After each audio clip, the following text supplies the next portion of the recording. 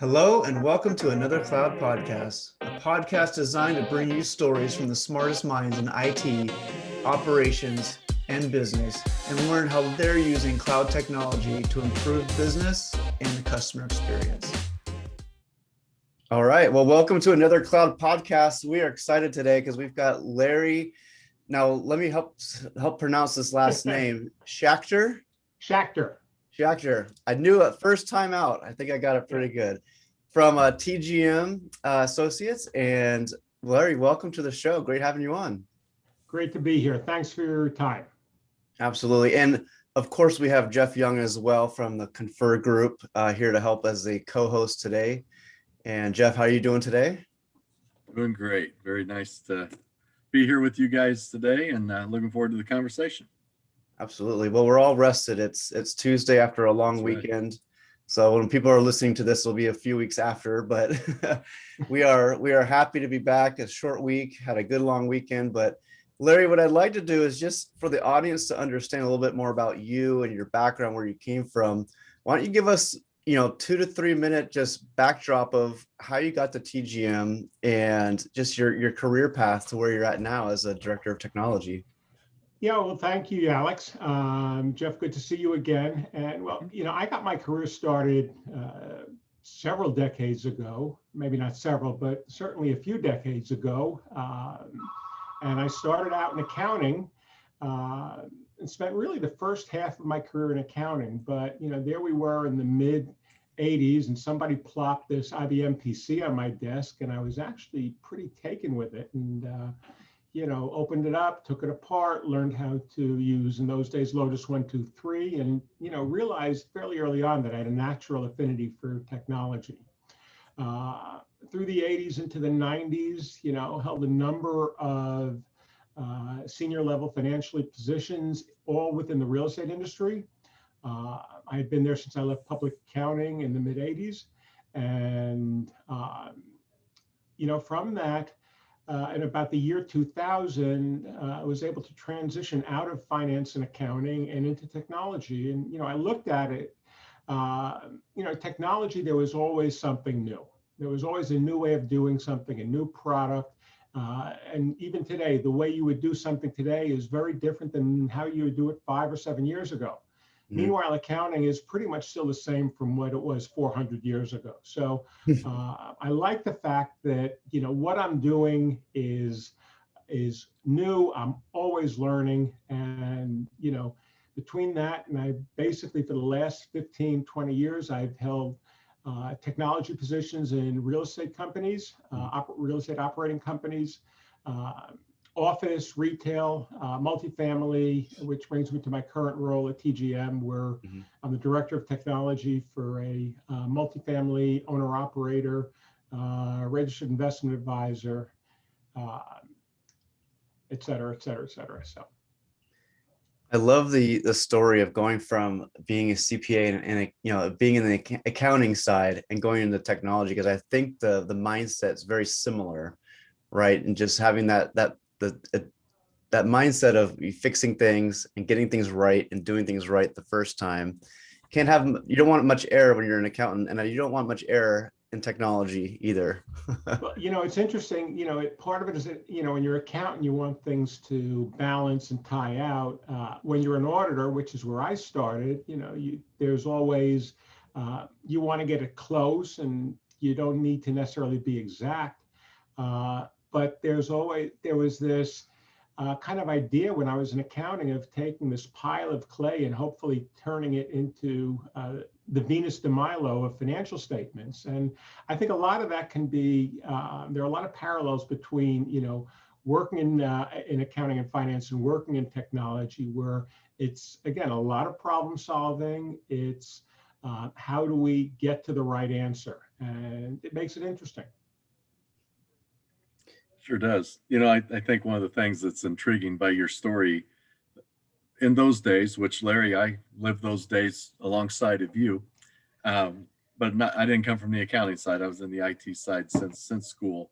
But there was a huge amount of intimidation from these IBM PCs that Larry talks about, and the Lotus product, and the concern about losing control of the big machine's data, to download the data and then what happens to it. So I really like that you saw that as an opportunity. Others saw it as a risk, not only for their jobs, but for the accuracy of their jobs, I guess. And you embraced it. And I think that's to be applauded. Yeah, for well, you. and again, I embraced it because I didn't come from that, what we used to call mainframe technology background.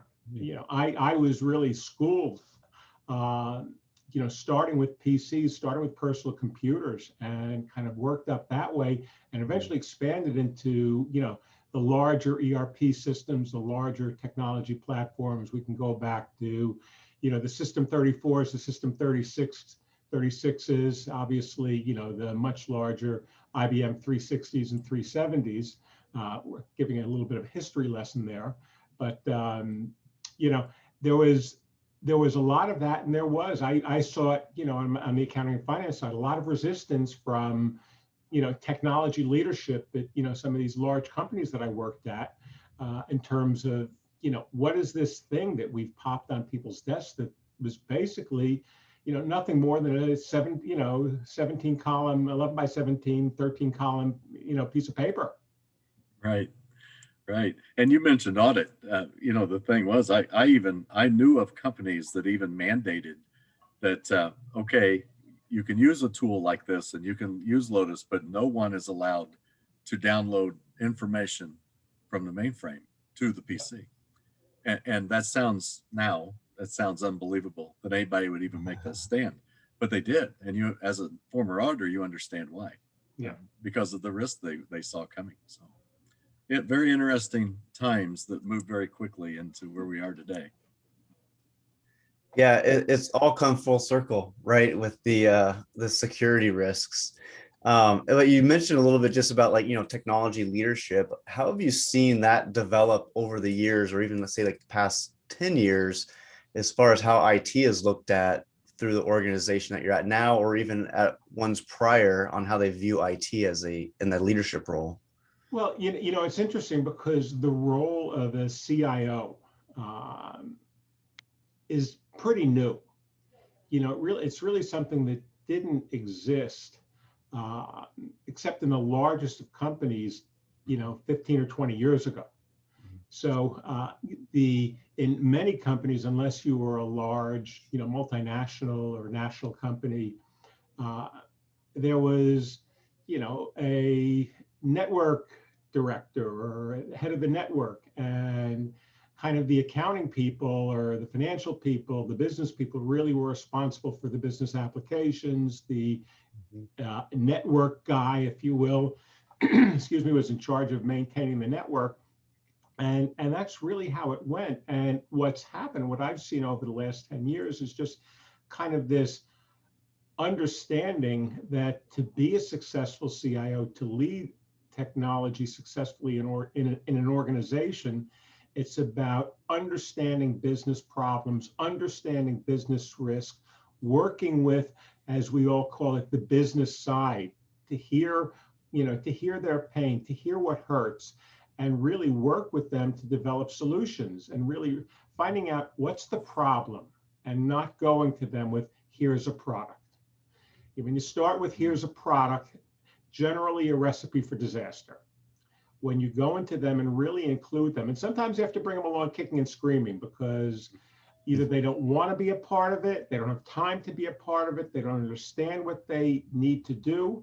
But if you can really be inclusive and really that IT leader being the one who asks the probing questions about business process and about business issues, that's when you have the successful projects.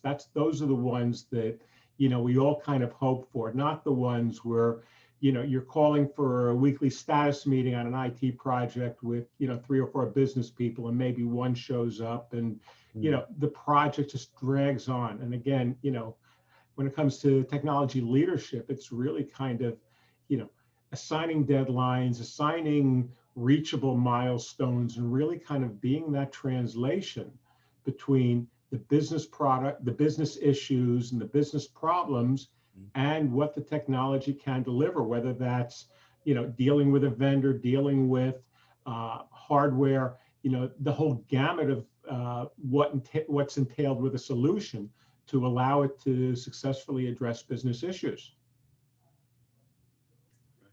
Yeah, it's interesting. And, one of the things that we've seen, and we talked about a little bit about this before, is just when the pandemic hit, how important IT, if it wasn't important before the pandemic, it became extremely important, during and let's call it after the pandemic. How have you seen, just companies succeed and fail, and where have you seen IT like play a role in this new world that we're in? Well, I think IT leadership, and it's rarely mentioned, rarely discussed, but I think IT leadership is, are truly among the unsung heroes of this pandemic. You think back 10, 15, 20 years ago, what this pandemic would have looked like without all of these remote solutions. And the companies, I've worked, the most of my career in the small to medium-sized businesses. And for companies like that weren't prepared with, hosted off Microsoft Office solutions, that weren't prepared with SaaS-based or remote access applications, they were the ones that suffered. There were many companies I know within my industry that just, weren't ready. And, their business, they had significant operational issues. By the same token, the companies that were ready, that did have, people enabled with laptops, with cameras, with audiovisual devices, that had implemented Teams and that had used Teams, in many cases, bring people into a conference room and, would have a remote meeting as opposed to someone having to physically come into the office. Those were the companies that were able to pivot, and it was business almost as usual. Mm-hmm. But again, it wasn't that much of a heavy lift as to companies that were out there trying to provision 100 laptops and ship them home to users for them to be able to do their day-to-day work. Yeah, Larry, there was even companies sending desktops home, aside Right. from the laptops, and those desktops aren't equipped with the VPN and remote software they needed to be. So very difficult times for some. How about from a business process perspective? If you're still dealing with paper, if checks are coming into your office and you have to have them physically endorsed and then sent to a bank, or your whole payment process, if you're not using an electronic solution and you're passing paper through an office, and then you have to go and get checks printed and checks signed and run them through a facsimile machine. These people early on in the pandemic, if they had to physically come into the office, were taking significant personal health risk by doing so, early on in the pandemic, before we really knew what we were looking at. So again, you don't hear it very much, but, I'm a firm believer that, technology leadership, again, as I said, was, really one of the unsung heroes of this pandemic, really kept the economy humming along. Yeah. Larry, I don't know if this happened with you, but I know with some it did. The other thing that happened during this pandemic is there are companies that, let's say 4 years ago, decided to implement a collaboration solution. And frankly, some of them didn't get good traction because people were like, I don't need this. I'd rather do things this way. There are some companies that 6 months before that brought Teams in. And talk about getting buy-in and benefits right out of the gate, which is, sometimes it can be difficult when you're implementing new technologies to get buy-in, but it really helped people do that. I don't know if that happened with you in any product. Well, and we've all shared the stories, one of my personal favorites is, a person that I enjoyed working with very much, but he felt that he could manage his CRM with his index cards that he's had for 30 years. Mm-hmm. What does he need a CRM system for? What does he need, a Salesforce for? He's got all these index cards. And you're right. I think that, and again, it goes back to what I said earlier. If you can get the business buy-in, if you can, walk them through the value proposition, those people, those business leaders who said, we're going to go ahead with this and we're going to become, compliant in such a way and put in these collaboration tools, they were the one who, they were 6 months into the pandemic, and they were saying, boy, was I smart, when obviously it was probably the That's right. technology people who were kind of, pushing it up their noses, if you will. Right. But again, those companies that implemented this technology, they were able to pivot relatively easily in the pandemic, or comparatively easy, as opposed to other companies that really weren't ready for it. Yeah, that's true. And now, a lot of people have caught up with the technology. And the thing that will be exciting in my mind is, the quote unquote new normal, because people will go back to some semblance of the past with all of these new tools with them, Right. and enter into some hybrid mode that will make them so much more effective, in my opinion, than anybody was ever effective in the past.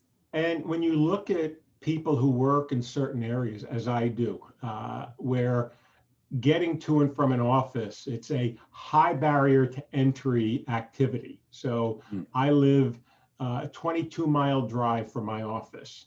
And during, pre-COVID times, my commute, whether I drove, whether I took public transportation, was generally anywhere from an hour and 30 minutes to 2 hours each way per day. So that's 3 to 4 hours a day of what I will call, at best, semi-productive time.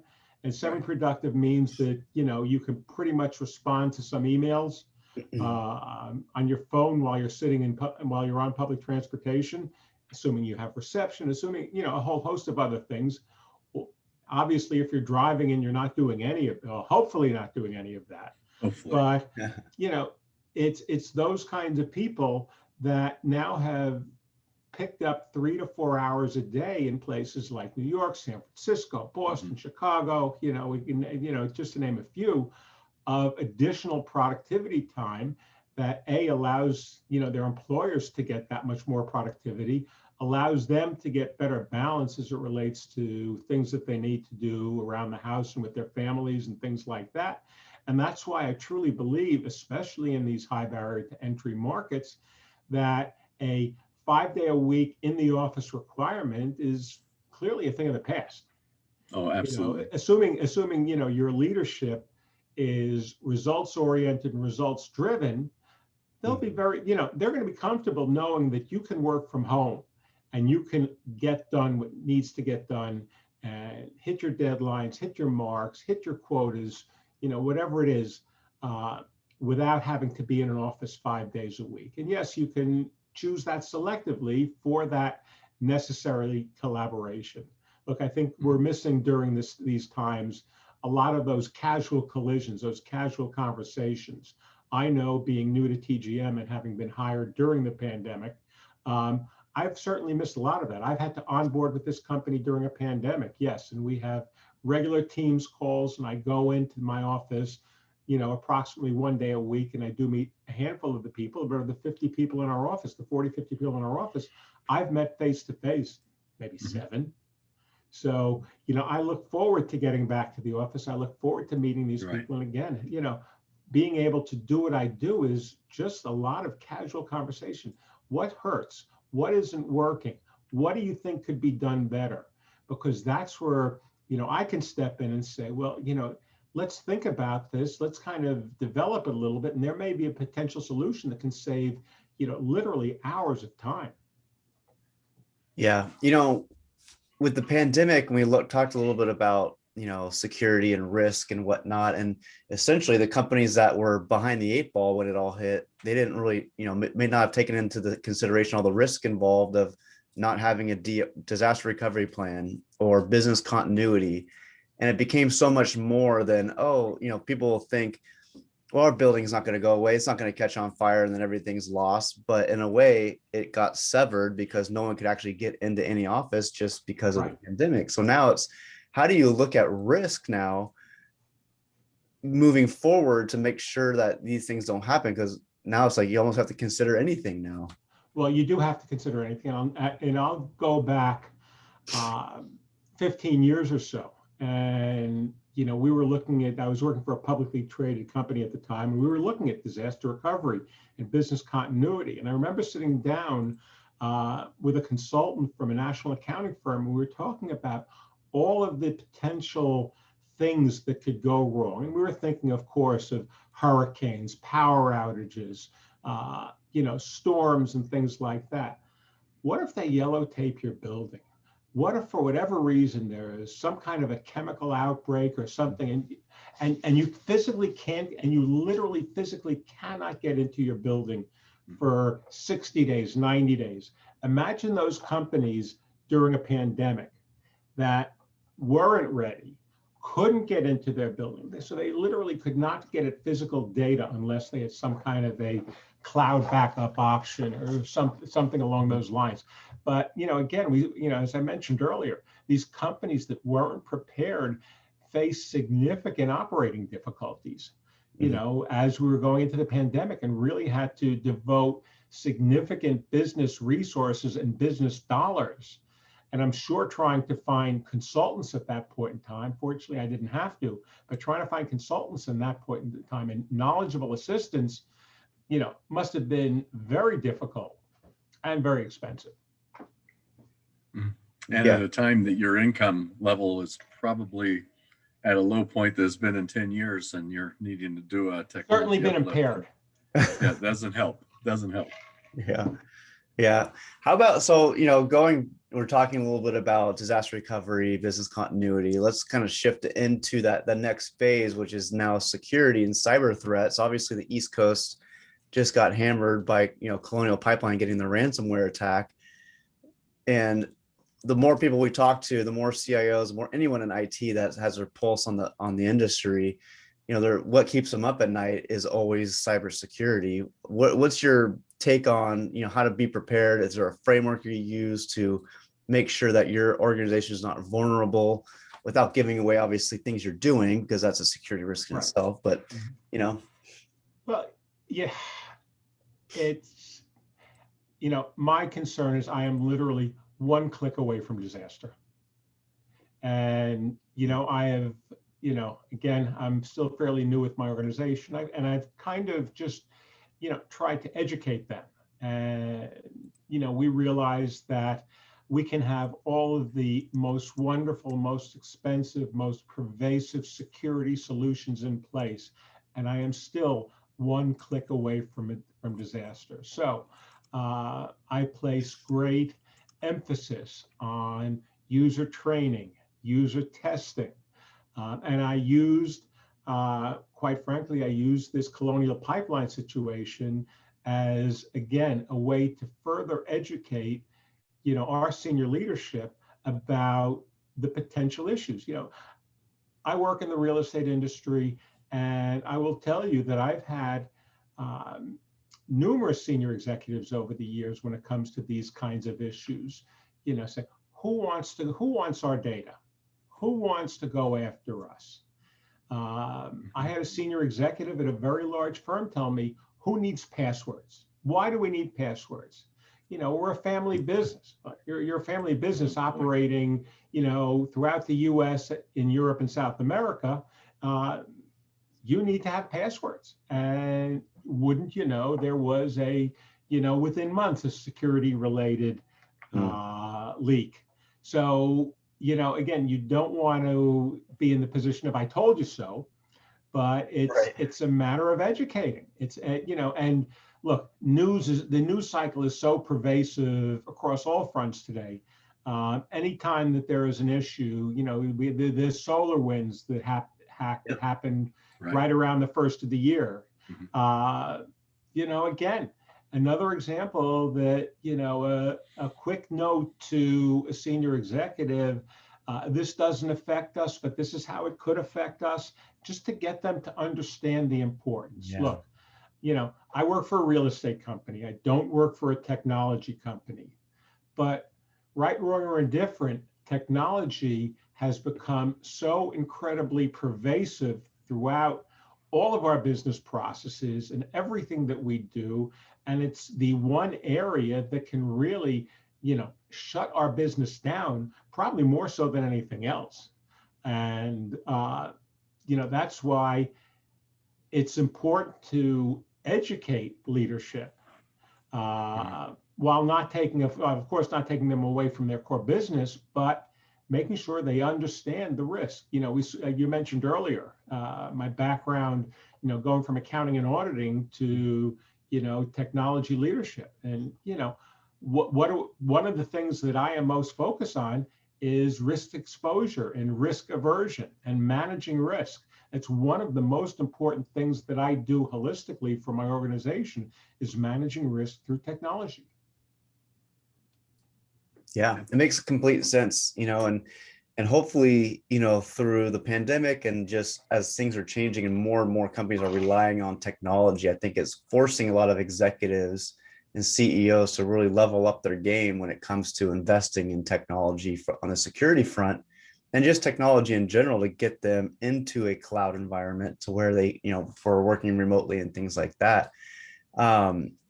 Where else do you see, you know, the executive, call it the executive roundtable, right, where their mindset's changing? Do you see that shifting? Being in New York City, like, do you see a lot of these companies going, okay, we need to step our game up and, you know, rethink things, because you're saying the occupancy in Manhattan's at 20%. Obviously, no one's going back to work very quickly in the city. So how do you see that, you know, changing with the CEOs and in that executive? You know, it's interesting because I think you know, there's been a significant change in the last, what I would call 30 to 45 days. And I think as much as that's changed in terms of New York City opening up, it's going to change that much more again in the next 35 to 45 days. You know, I think I mentioned earlier that we are looking to come back to our office after Labor Day. Mm-hmm. Many companies are talking now about after 4th of July, which is literally a month away. And by the same token, there are real estate companies that I am aware of, you know, in New York that own primarily office buildings that have been back in the office full time since last June. And they, you know, as soon as, you know, Governor Cuomo lifted the office ban, you know, they had their people back in the office. You know, they did it for business reasons. They wanted to show their tenant base that, yes, you could physically be in the office. And if you practice, you know, the proper protocols that, you know, everyone can be safe. And they've done that. And again, what I think is going to happen is I think there is going to be some component or a much greater component of remote work. And you know, you're right. It will be interesting to see how the city responds. I will tell you that, you know, within Manhattan, retail is taking a significant hit. You know, there are a lot of empty storefronts, but I think we'll see that come back because at the same time, companies that were able to retain most of their business during the pandemic, and the same holds true with individuals, really kind of, this has created kind of a bit of a cash cow. You take you know, someone who's been working through the pandemic, that's been working remotely, you know, financially, the last year has been, you know, probably good to them, you know, from the perspective of the fact that they had little to do with disposable income. There was really no travel going on. You really couldn't get to the stores. And, you know, I think as I might have mentioned in one of our previous discussions, when I started with this job, as I mentioned, I onboarded during the pandemic. It was, you know, a trip to Old Navy for a couple pair of sweatpants. And, you know, that's really what it took. So I think that there is this, I heard the term revenge travel that people are looking at. I heard this term this morning. Where people have had so many trips and vacations and gatherings and events canceled in the last 15 or so months. Everyone's looking to do it with reckless abandon. And I think the travel agency, specifically, you know, the travel business, specifically airlines, we're seeing it with rental cars. It's very hard to get rental cars these days. You know, planes are full because it takes time for them to gear up for this, you know, very quick increase in capacity. Yeah, they haven't added flights yet. Correct. Yeah, and I think that's why you see all those flights. I keep hearing from friends that are traveling recently that just the ticket prices just keep going up. You know, the ticket prices are going up and the flights are full. Yeah. You know, you hear stories about people who were traveling last spring, you know, late last spring, late last summer.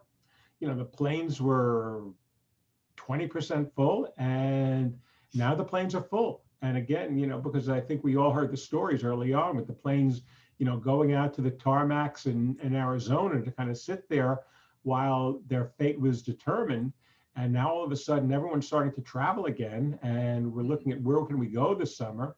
That, I've heard stories that Las Vegas is wild these days, and for people looking to travel, they can't wait.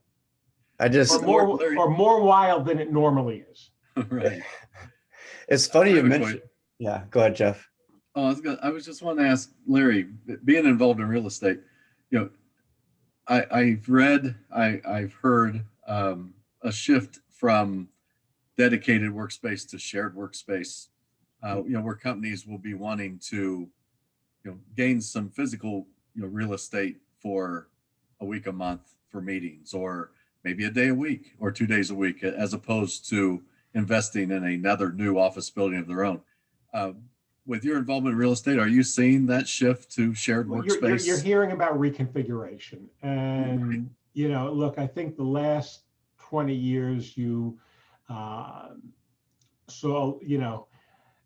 in many cases, the shrinking, almost a discussion of the demise of the private offices and collaborative workspaces. And, you could go into tech companies, and basically what you saw were, big picnic tables with MacBooks and a bunch of monitors, attached to them. And that's how everyone was. Well, that's not necessarily going to work in this environment.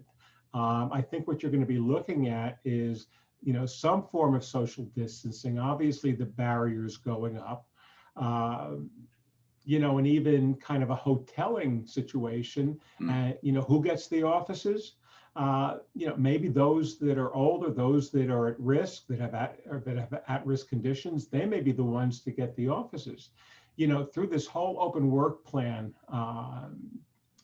situation that, we've seen kind of evolve over the last, 15 or 20 years, I've seen many cases where what wasn't done right, where you had these big bullpens and people were, working. And yes, it was great for collaboration, but, I sat in a workspace where the COO and the CEO would toss a football from one end of the room to the other.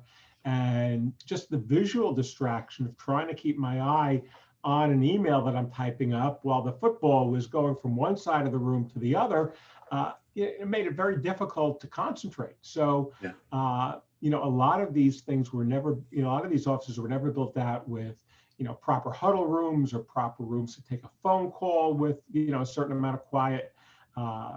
And I think that we're kind of rethinking it. There was a great article several years ago in the Wall Street Journal about how these kinds of, poor implementations of open work plans have really failed business.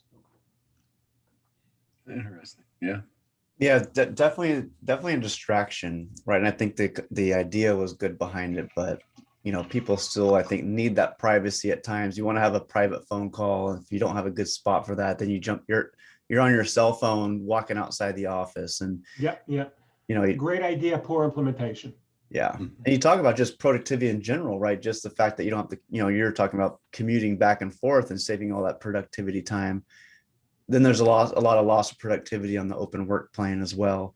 Probably happening. And people that work from home, if they're, if you can measure the productivity and track their performance, you don't need a manager to you don't need micromanagement going on if they're getting their work done, and they can probably get it done in between picking the kids up from school or going to the dentist or whatever it might be. It makes it a lot easier. But one last thing before we finish up, and I wanted to talk about this because I know Jeff's a big part of, an IT CIO group, but you have a local group as well that you rely on. How has that been in your career development and also just technology implementation at your current job, and how you've thought about different technologies to bring in and having a group of people to rely on?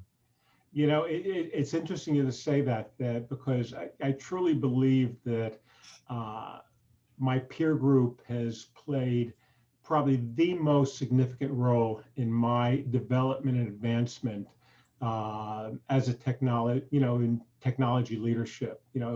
Again, I came into this kind of halfway through my career without virtually any formal schooling or formal knowledge or formal training in engineering or anything like that. So I've really had to learn on my own. And as we discussed in our earlier conversations, yes, I have a local group, but the real estate industry in general, the technology leadership that exists within real estate is a very open group. We share our successes, we warn of potential failures, we get together, we can pick up the phone and call one another and ask about a certain solution if there is, if it's good or if it's bad, if it's something I should consider. And I am constantly in touch with my industry peers. And again, it's clearly, as I said, played a major role in me being able to develop, expand my knowledge horizon, learn how to do things better, learn from other people's successes, learn from their mistakes, along with my own successes and mistakes, because we all have them.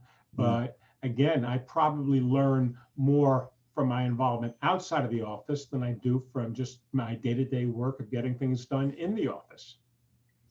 Yeah, that's excellent. I'm glad to hear you have that strong a peer group. That's great. Because as you know from our discussion last week, I'm a firm believer in that as well. And that's great to hear. Yeah, I think every career person, every professional needs to have that group to rely on ultimately, right? Because going rogue and trying to do things all on your own and not seeking advice and knowledge from others that have been there and done that, you're just missing out on stuff. Especially in industry, especially within technology, which is changing, on an ever increasing basis. Yeah, and the people you're around every day, your peers per se inside the company, have different focus area than you. Absolutely. So yeah, that's why it's important to have that. And many, like you said, Larry, a very large company, they probably, you can always go to another division and get all the support you need. But that's the Fortune 50, and we don't all work with those. No, absolutely not. And sometimes we don't want to work with those. It's a whole different beast.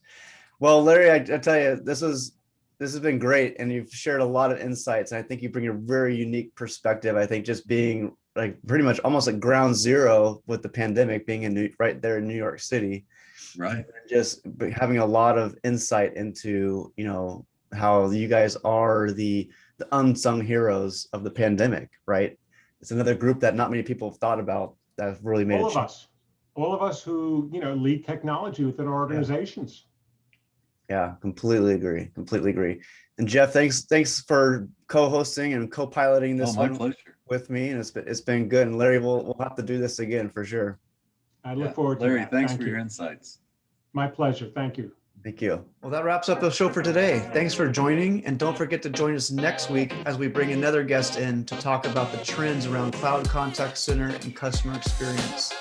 Also, you can find us at adleradvisors.com, LinkedIn, or your favorite podcast platform. We'll see you next week on another Cloud Podcast.